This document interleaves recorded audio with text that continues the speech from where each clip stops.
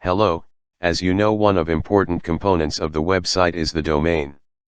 There are plenty of registrars you can use, but it is recommended to register your domain through your hosting provider for a free one or a price reduction. However, you can buy it separately wherever you want. For example, for buying a domain name with Google Domain, you just log into your Gmail, then search and access to Google Domain. Click on Sign In or My Domains for the first time access.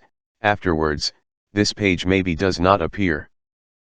Now, click on Get a New Domain, then type for choosing the domain name that you want to buy.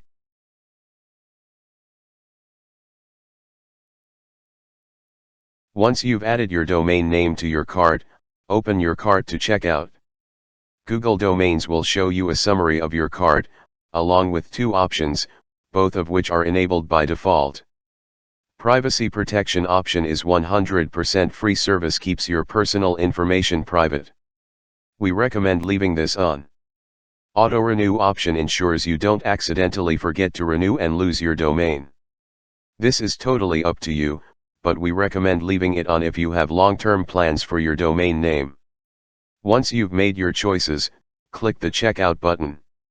On the checkout page, you'll need to enter your contact information.